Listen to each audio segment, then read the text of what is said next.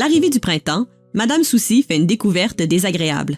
L'hiver rigoureux a endommagé la toile de sa piscine, essentielle au succès de ses congés ensoleillés avec ses petits-enfants. Elle fait appel à une entreprise spécialisée ayant une excellente réputation, Piscine Tanguay. Le coût des travaux s'élève à 2400 $. Cependant, à sa grande frustration, Madame Souci réalise vite que sa piscine continue de perdre de l'eau, signe que le problème persiste même après les coûteuses réparations. Depuis, Madame Souci tente de résoudre ce différend avec l'entreprise. À 3 reprises, elle appelle Piscine Tanguay. On lui promet chaque fois de la rappeler, mais aucun suivi n'est effectué. Au fil des semaines qui passent, elle en vient à la conclusion que l'entreprise est de mauvaise foi. Déçue et déterminée à obtenir réparation, elle entame une procédure aux petites créances. Elle souhaite être remboursée pour les réparations défaillantes et recevoir des dommages et intérêts. Madame Souci veut être compensée pour la perte de plaisir occasionnée par l'impossibilité d'utiliser sa piscine, si appréciée par ses petits-enfants. Le dossier étant visé par la médiation obligatoire, Madame Souci et Monsieur Tanguay ont reçu un avis par la poste, après l'ouverture du dossier, les informant du transfert de leur dossier en médiation. Ils ont ensuite été contactés par la médiatrice pour fixer la date de la rencontre. Les parties ont décidé que la séance de médiation se tiendrait en personne, à un lieu fixé par la médiatrice, et non à distance par un moyen technologique. C'est aujourd'hui que Madame Souci et Monsieur Tanguay se rencontrent pour participer à la médiation. Madame Souci, heureuse de vous rencontrer. Bonjour. Il n'est pas encore arrivé? Ça devrait pas être très long. Ça me surprend pas. Est-ce que je peux vous offrir un café en attendant?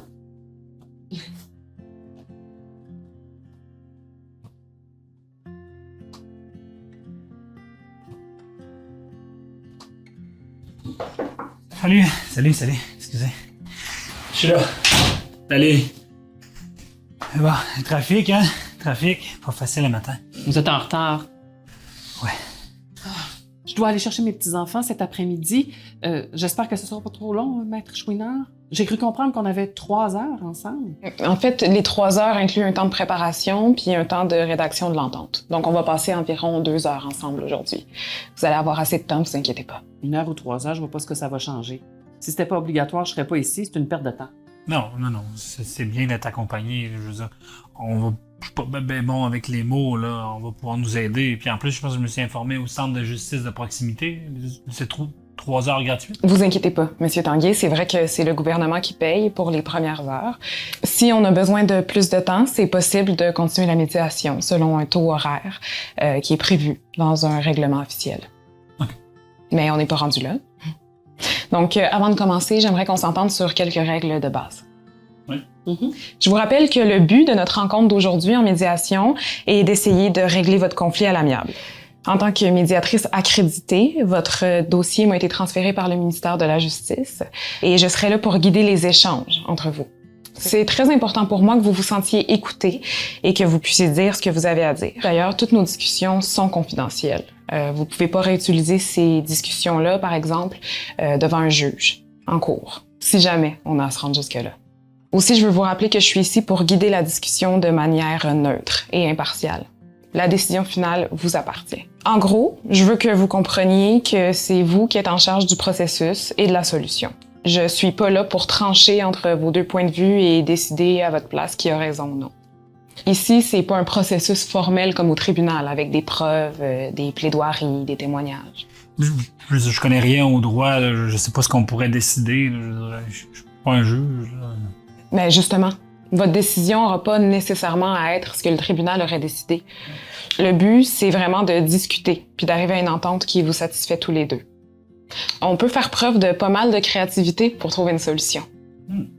Ensuite, si jamais vous n'arrivez pas à trouver une entente en médiation, la prochaine étape est l'arbitrage. Vous recevrez un avis d'arbitrage qui vous informera de la procédure pour parler à un ou une arbitre neutre. Si vous faites le choix de ne pas aller en arbitrage dans les 30 jours de la réception de cet avis, vous devrez attendre de recevoir un avis de convocation de la Cour pour faire valoir vos preuves devant un ou une juge lors d'une audience. Dans votre cas, la médiation est obligatoire.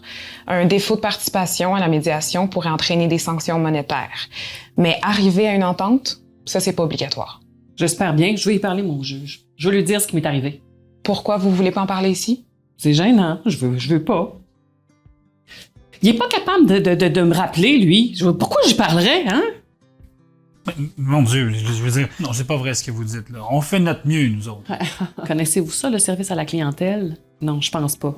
3 fois, je vous ai appelé. 3 fois, j'ai essayé de vous parler, puis vous Non, savez... non, ce qu'elle dit, c'est des mensonges. Non, Pour non, elle, pas c'est- 3 fois, Madame. j'ai essayé... Madame Soucy, Monsieur Tanguay, je propose qu'on procède à un caucus. Hein? Chacun votre tour, on va se parler individuellement. D'accord? Oui.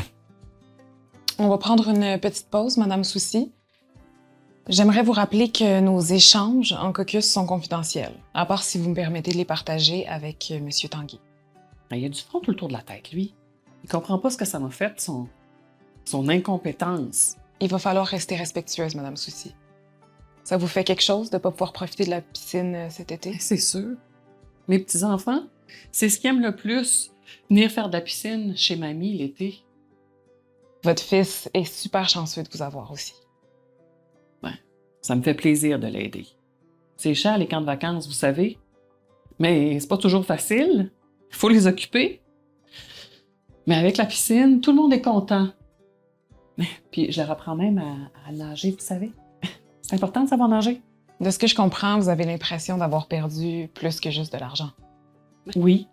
Il me reste juste 3 semaines avant la fin de l'été. J'aimerais ça pouvoir en profiter avec eux. Si vous êtes à l'aise, je pense qu'il faudrait dire tout ça à Monsieur Tanguay. Vous croyez? Puis je dois pas être la seule à vivre ce genre de situation-là. Si vous nous rappelez pas pour connaître le problème, comment vous pourriez le savoir? Je comprends. Écoutez, ça a été vraiment difficile pour nous cet été, là. J'ai un de mes 2 fournisseurs de toilettes à piscine qui m'a lâché. J'ai Maria à l'accueil qui a pris du temps pour elle parce que son père est malade. Je suis short staff. Écoutez, je vais demander à une équipe d'aller chez vous cette semaine, entre 2 jobs, puis tout s'occuper de ça, tout réparer. Merci pour les excuses, mais je veux quand même être dédommagé. Vous disiez tout à l'heure là, que vous avez beaucoup de temps qui vous manque. Là. OK, je comprends, vous vous occupez de la maison, une grande maison toute seule. Je vous propose d'ouvrir la piscine pour vous, pour les 2 prochaines années, gratuitement à nos frais.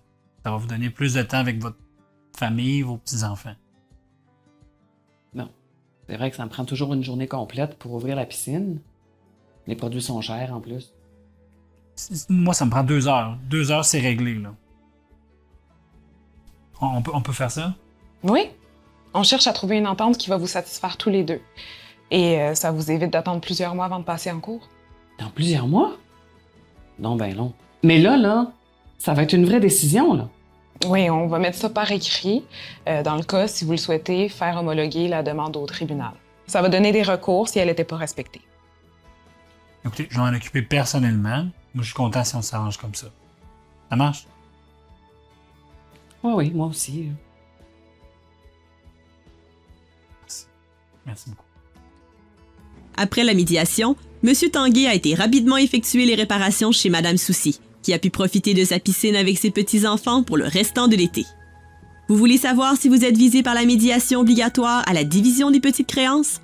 Vous avez des questions sur la médiation, l'arbitrage ou les petites créances? Contactez le centre de justice de proximité de votre région. Vous pouvez aussi aller consulter le site québec.ca pour plus d'informations sur la médiation obligatoire et l'arbitrage.